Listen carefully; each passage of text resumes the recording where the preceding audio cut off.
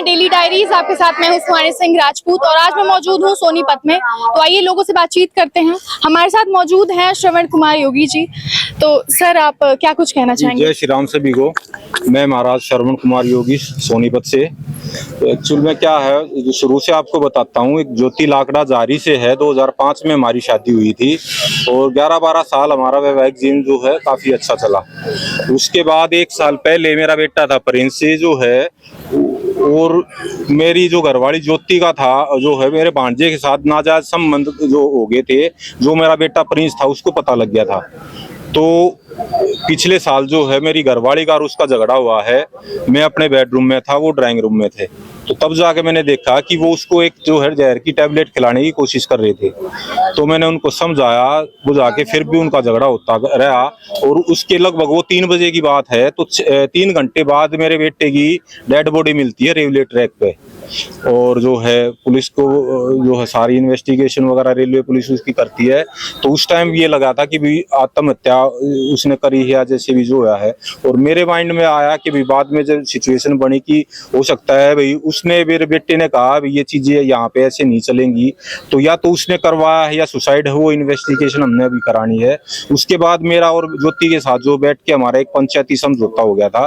जो हम जाट समाज से जो बिलोंग करते हैं, जाटों में पंचायत के हिसाब से वो मान्य है।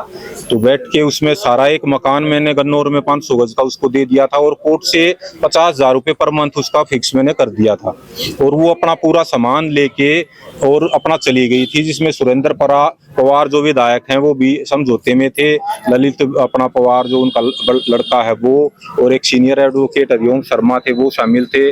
और जो सामान लेके गई 20-25 पड़ोसी भी वहां पे थे, सभी ने उसको देखा था। 8-9 महीने से वो अलग रह रही थी। तो मेरे को अपना काफी टेंशन में होके ये लगा, बेटा चला गया और जो वो अलग रहने लगी। तो मैं अपना राम भक्त बन के मैंने अपना सत्संग ले लिया था और पूजा पाठ में लग गया था। समाज सेवा मैंने अपना लक्ष्य बना लिया था। सर आपको क्या लगता है प्रॉपर्टी की लालच है कि जी, प्रॉपर्टी में जो है अफेयर और भांजे के साथ हुआ और उसके कारण उसको लालच आया कि इसकी इतनी प्रॉपर्टी है, क्यों ना इसको। भांजे का नाम क्या है? विक्रम दैया एडवोकेट, रतनगढ़ गांव है उसका जी। तो उसके साथ मिलके और उसके भाई हेमंत लाकड़ा और हितेंद्र लाकड़ा और सभी के साथ मिलकर उसने फिर षड्यंत्र बनाया कि जो है ऑन रिकॉर्ड तो वो जो है हुआ नहीं था उसका तलाक, क्योंकि कोर्ट सेपरेशन कहती है कि 1 साल तक आप अलग रहो, उसके बाद तलाक मिलेगा। वो कोर्ट में हुआ नहीं था। उस चीज का उसने नाजायज फायदा उठा के नशा मुक्ति वालों को पैसे देके और मेरे को घर से उठवाया 27 मार्च को। और पूरा जो है मेरी रोज नशा मुक्ति वालों को पैसे देके, मतलब आपके पास इसका कोई प्रूफ है, एविडेंस है? जी, वो उनको पुलिस इन्वेस्टिगेशन करेगी, वो बताएंगे सारा कुछ। पहले तो दिल्ली आली पर में मेरे को 1 रात रखा गया। तो उनको जब वो पता लग गया कि ये तो प्रॉपर्टी के कारण सारा कुछ चल रहा है, तो उन्होंने मना कर दिया था। फिर जो है देहरादून मेरे को वहां से उन्होंने रातों रात उठवाया है।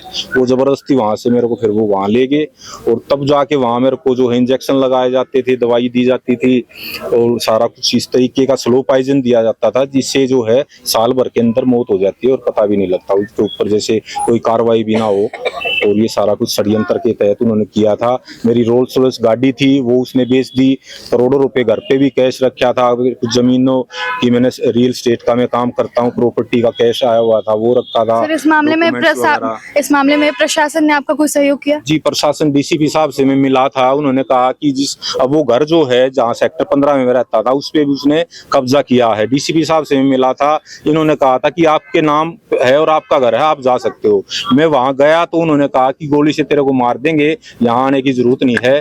तो मैंने डीसी साहब को बोला था कि आप पुलिस हेल्प मेरे को दो, तो मैं वहां पे जाऊंगा। तो पुलिस हेल्प मेरे को मिली नहीं। सर आपको कैसे पता चला कि आपकी बीवी आपके साथ ये सब सारी षड्यंत्र रच रही है? सबूत है, मेरा फोन वगैरह भी उन्होंने जब्त कर रखा है। उसमें उसकी ऑडियो वीडियो मैसेज सारा कुछ है।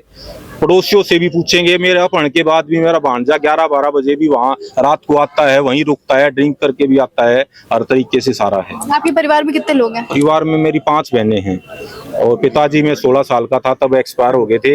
ये मेरे बड़े भाई हैं, चाचा के लड़के हैं। सुरेंद्र, ये रणधीर हैं, ये भी चाचा के लड़के हैं।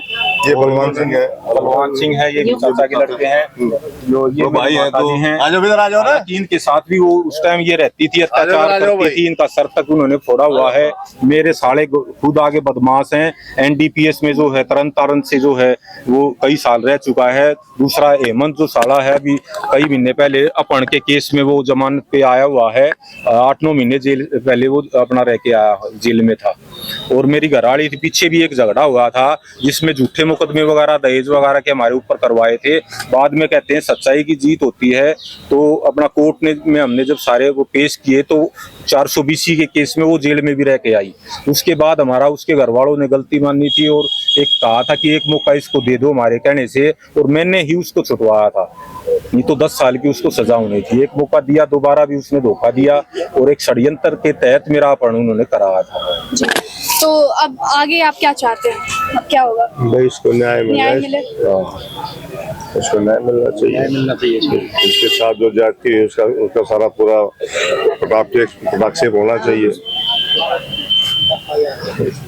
FIR होनी चाहिए जी। आप क्या कुछ मारने की कोशिश करी है, डकैती हुई है, ठीक है। और उसको बुलाए जाए, समझी? उसको ऐसे हालांकि इस हद तक जा चुकी है जी।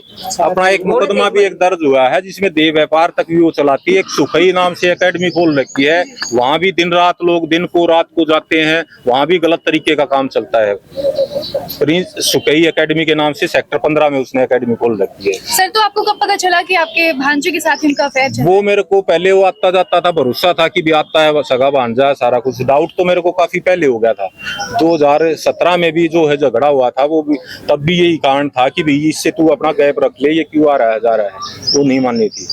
आपके कितने बेटे हैं? मेरे 2 बेटे थे, एक तो 17 साल का था जो एक्सपायर हो गया, दूसरा बेटा है वो 15 साल का है, उसको भी उसने मिसगाइड किया हुआ है। तो स्टार्टिंग से ही जो मेरे से बात नहीं करनी देती, मिलने नहीं देती। 1-2 बार मैं गया हूँ तो पुलिस को फोन करके कह देती है ये अपने ही बेटे का अपहरण करने आया है, झूठे साचे आरोप मेरे पर लगाती है। और नशा मुक्ति में करवा के मेरे ही खुद गांव में जाके घर वालों को भी उसने कोशिश करी, ये कहा है कि वो तो पागल हो चुका है, मानसिक स्थिति उसकी खराब है और मैं उसको बचाना चाहती हूँ, मैं उसी के फेवर में हूँ। तो इसी करके जो लोगों को उसने मिसगाइड किया। अब लोगों को बाहर आने के बाद पता चला कि वो सब फेक था, उसने गलत तरीके से जो है मेरे साथ ऐसे ही किया था। ठीक है, बहुत बहुत शुक्रिया।